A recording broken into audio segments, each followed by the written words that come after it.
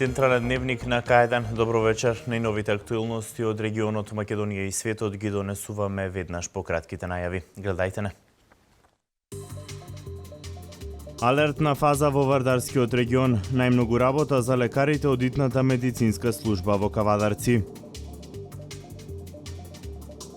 Веле се општина во која економскиот раст е очигледен. Бројот на невработени за 10 години е преполовен.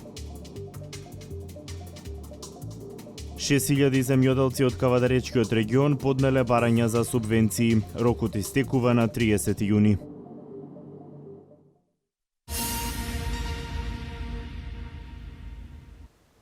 Високи температури и алертна фаза во Вардарскиот регион. Најмногу работа имало во итната медицинска служба во Кавадарци.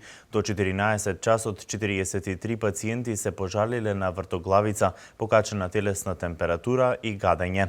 Сончевото и топло време ќе се задржи во наредните денови. Температурата се очекува да го достигне 40 степен. Поради високите температури и алертна фаза во Вардарскиот регион, најмногу работа имало во итната медицинска служба во Кавадарци, каде до 14 часот 43 пациенти се пожалиле на вртоглавица, покачена телесна температура, гадење и гастритични тегоби. 3 случаи се регистрирани на варичела кај деца на возраст од 3 до 6 години. На телефонската линија во итната медицинска помош во Кавадарци се регистрирани 16 повици каде пациентите побарале совет од различна симптоматологија. Од итната медицинска помош од Неготино велат дека 20 пациенти ја посетиле амбулантата, а слична е состојбата и во Велес, каде пациентите побарале лекарска помош, а причина за нивните здравствени тегоби се високите температури. Иако постои линијата Ало докторе од итната медицинска служба од Велес велат дека денеска на 194 покрај повиците за домашна посета се побарала и стручна помош. Под влијание на многу топла воздушна маса од југ во наредните денови ќе се задржи сончево и многу топло време, а температурата се очекува да достигне до 40 степен. Ова значи дека летото, иако календарски не е дојдено, разладувањата покрај езерата и на планините се пожелни за сите.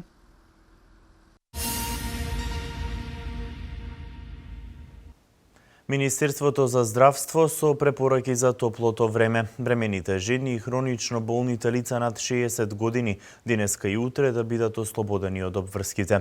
Елица Радевска ги има деталите. Бремените жени и хронично болните лица над 60 години денеска и утре да бидат ослободени од обврските, а работодавачите да го реорганизираат работното време во насока на избегнување активности на отворено во периодот од 11 до 17 часот. Ова се препораките од Министерството за здравство по најавените од Управата за хидрометеоролошки работи дека во текот на овие денови територијата на целата држава ќе биде зафатена со температури од протоколова фаза. Воедно Министерството препорачува да се почитуваат општите препораки, како и да не се одржуваат спортски активности на отворено во периодот од 11 до 17 часот, а градинките да не ги изнесуваат децата на отворено и да не практикуваат физичка активност во тој период. Поради високите температури и зголемената можност за појава на труење од храна и цревни заразни заболувања, се препорачува задолжително миење на земјоделско-градинарските производи пред нивната употреба, како и термичка подготовка на храна.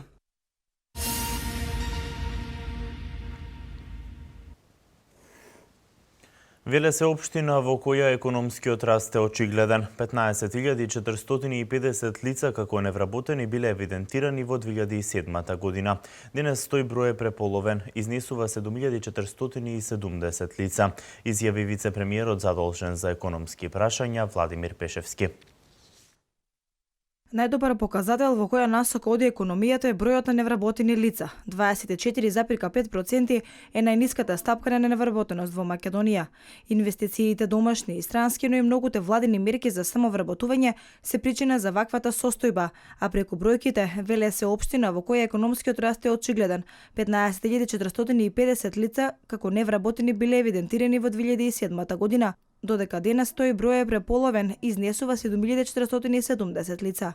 2007 во Велес, значи имало 11.280 вработени, денес се 14.250. И она што е интересно, значи во 2007 година бројот на невработени во Велес бил поголем од бројот на вработени. Тогаш имало 15.500 невработени и 11.200 вработени. а денес има 14.000 вработени, а 7.000 невработени. Значи, пропорцијата од 2:1 за невработени е сменена во 2:1 во корист на вработените. Трендот на намалување на невработеноста се очекува понатаму да биде присутен. Наскоро вице-премиерот Пешевски очекува да биде соопштено и името на новата Браунфилд инвестиција. Една од поголемите инвестиции која што требаше да биде сместена во еден друг град во Република Македонија, најден определени технички проблеми таму и како втора локација го одбра Велес и мислам дека инвестицијата ќе се случи во Велес. Исто тука се работи за околу 1000 вработувања во период од 5 години. На почетокот би стартувале некаде со 400 вработувања. Локацијата е веќе најдена, значи не е во индустријските зони. Грижата за домашните и странски инвеститори е подеднаква, вели Пешевски, нагласувајќи дека и во моменти на политичка криза се креираат нови работни места.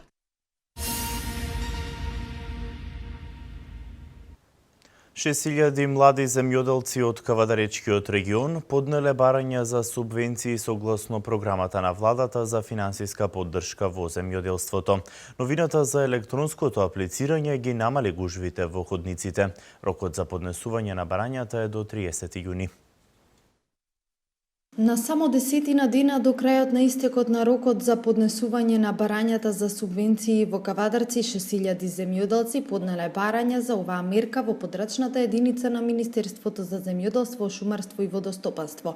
Рокот за поднесување на барањата е до 30 јуни. Овие 40 денот колку трае аплицирањето, има поднесено околу 6000 апликации на територијата на општина Кавадарци и Росуман.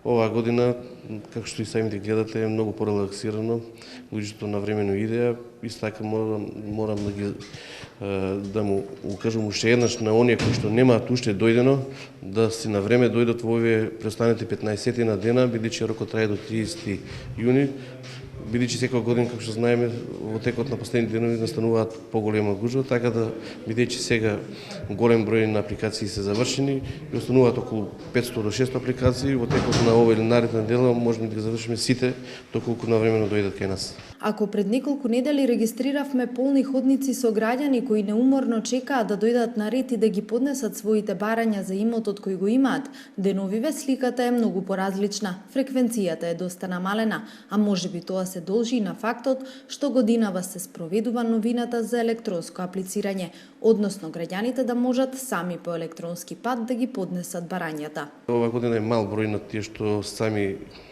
електронски имат поднесено. Дел од апликациите, еден или двајца вработени, работат во Агенцијата за потикнување на развој на земјоделството, кај нас сите вработени и многу мал дел кои што самите аплицираат, така да оваа година многу беше порелаксирана како за нас, така и за самите земјоделци.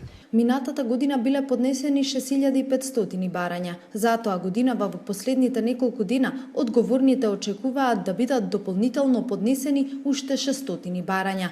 Оваа година се очекуваат над 80.000 барања за субвенции, а земјоделците ќе добијат средства од државата во висина од над 140 милиони евра за поддршка на земјоделството и руралниот развој.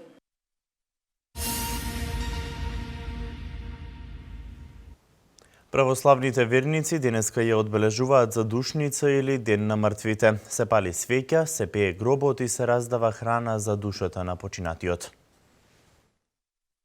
Православните верници денеска ја одбележуваат задушница или Ден на мртвите. Сите што имаат блиски починати, уште од рано утрово ги посетија нивните вечни почивалишта и им оддадоа почит.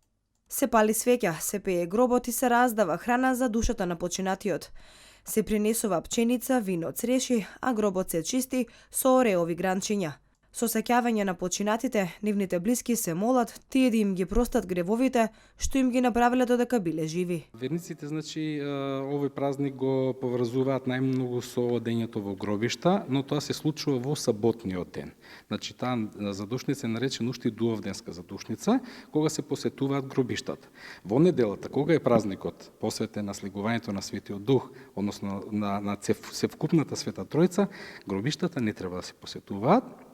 Тие треба да дојдат во Светата православна црква, во храмовите во секаде во храмовите. Црквите утрово служија парастос. Задушница е ден за спомен на мртвите и затоа живите треба да им се посветат. Верниците често ги мешаат задушница и духовден, кој е во недела. Суштината на празникот е тоа што слигувањето на Светиот Дух се преобразува и се исполнуваат оние зборови кои што Христос ги упати велејки. Јас сега си заминувам, а потоа ќе ви го испратам Духот Утешител или Светиот Дух, кој што ќе остане во вечните векови. Постојат 4 задушници во годината. Летните се споени со духовден, есенските пред Великден и во зима.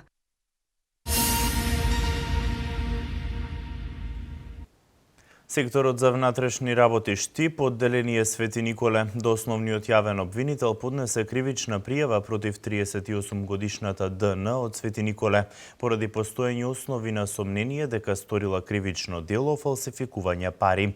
Според информациите на Министерството за внатрешни работи, пријавената откако набавила една фалсификувана банкнота во апоени од 100 евра, во мај 2016 година ја пуштила во оптек во маркет во Свети Николе, каде ја заменила за 6100 денари со кој купила продукти и заминала.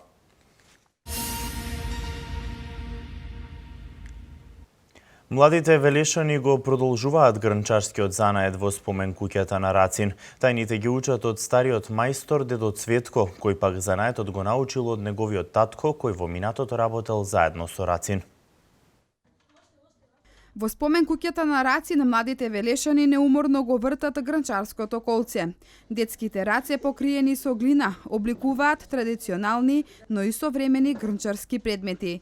Тајните на занаетот ги учат од стариот мајстор дедо Цветко, кој пак занаетот го научил од неговиот татко, кој во минатото работел заедно со Рацин. Велес бил грнчарски град со 25 грнчари, од кои што живееле тој занат и околината Велес е богата многу со руда, поради таа руда исто и тој занаат останал и живеел. Дечиња се многу љубопитни, ги интересира, највише ги интересира како глината се прави, како се врти, како се работи и интересен занаат. Дедо Цветко грнчарските предмети ги правил за неколку секунди. За него се вели дека работел толку брзо, исто како една машина. Овој занаат ако научи кој да било да научи да прави еден предмет и прави сите. Ако има добар материјал и мерак за работа, тоа оди многу брзо.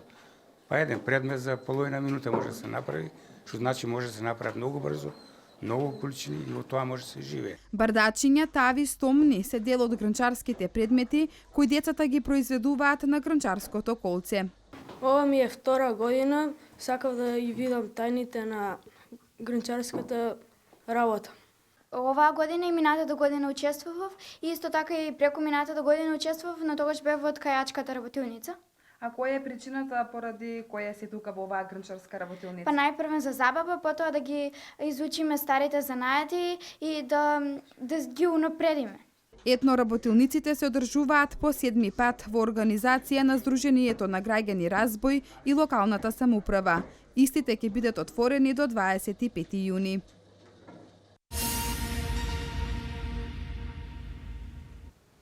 Представата Старицата од Калкута на Народниот театар Јордан Хаџи Константинов Џинот освои 2 награди во официјалната конкуренција на Македонскиот театарски фестивал Војдан Чернодрински во Прилеп. Наградата за најдобар млад актер за Талија Настова и наградата за најдобра кореографија за Кире Миладиновски. Представата Старицата од Калкута е во режија на Софија Ристевска, а својата премиера ја имаше во Велешкиот театар на 27 март годинава. Годишен лауреат на наградата за уметничко остварување во целина на годинешниот Македонски театарски фестивал Војдан Чернодрински е представата Кралски игри во режија на Љупчо Ѓоргиевски на Народниот театар од Битола.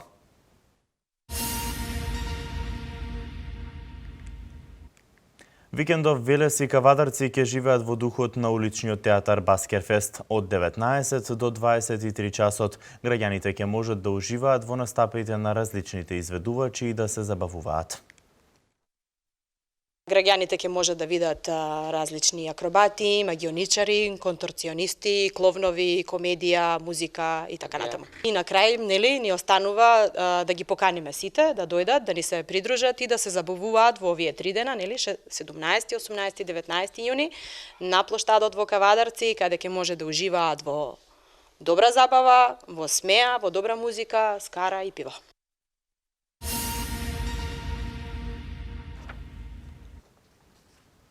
Министерката за информатичко општество и администрација Марта Арсовска-Томовска учествуваше на престижна програма за лидери во Соединетите Американски држави. Железничка пруга долга 63 километри ќе се гради и кон Албанија. Ова се вестите од Македонија. Министерката за информатичко општество и администрација Марта Арсовска-Томовска учествуваше на престижна програма за лидери во организација на Универзитетот Харвард во САД. Целта на програмата е размена на искуства и најдобри практики за дизајнирање на модерни јавни услуги, обезбедени од страна на централните и локалните власти. Програмата е од затворен тип и наменета за високи владини представници и експерти од областите на јавните политики и информацијско-комуникацијските технологии, кои покажале значително лидерство во своето поле на работа во својата земја или во меѓународни рамки. Поканата за учество на министерката Арсовска-Томовска доаѓа како признание за визијата, лидерството и резултатите кои Македонија ги постигна во изминатиот период, а кои се однесуваат на воспоставување регулаторна и технолошка платформа за ефикасна јавна администрација и квалитетни електронски услуги. Во тој контекст, министерката имаше можност на Универзитетот Харвард да презентира дел од македонските решенија за дигитална трансформација на јавниот сектор. Во текот на престојот на Харвард, министерката имала и работни средби со високи владини представници на САД, меѓу кои и со Арон Сноу, директорот на Американската федерална канцеларија за дигитални сервиси. На средбите било разговарано за можностите за идна соработка.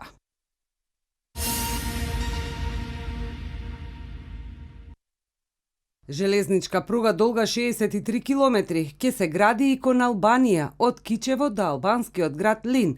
Министерот за транспорт и врски Владо Мисајловски истакна дека проектирањето за изработка на основен проект за едноколосечна електрична пруга е започнат во 2014.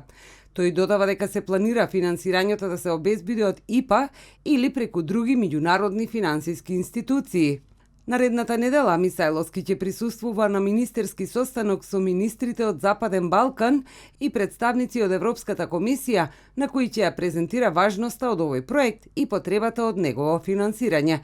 Железничкото поврзување меѓу Македонија и Бугарија треба да заврши најдоцна до 2020 година.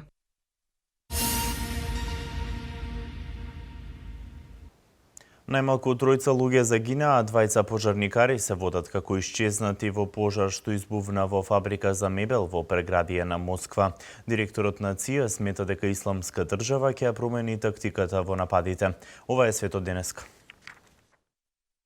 Џон Бренан, директорот на ЦИА, изјавил синоќа дека Соединетите Американски држави и сојузниците оствариле успех во борбата против Исламска држава. Сепак тој очекува таа организација да ја промени тактиката за да надомести загубењето од територии. Бренан пред Комитетот на САД за разузнавачки активности истакнал дека Исламска држава ќе се фокусира на герилска тактика, вклучително и големи напади кон териториите што не се под нивна контрола. Тој оценува дека десетици илјади џихадисти на Исламска држава се широм светот, повеќе отколку што Ал-Каеда имала кога била најмоćна.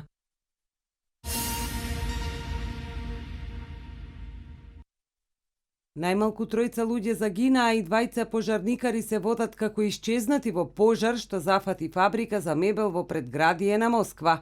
Пожарот зафатил преку 3700 квадратни метри и предизвикал уривање на кровот на фабриката.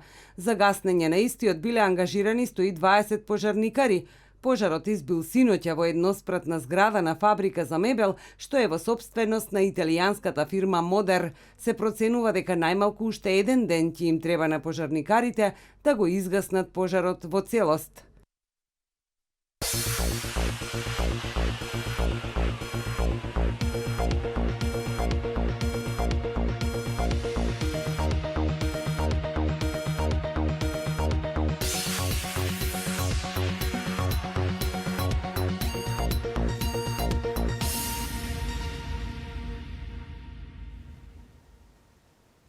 Денеска имавме сончево и топло време со температури околу 35 степен. Метеоролозите за деновите што следат најавуваат слично време. Еве ги деталите.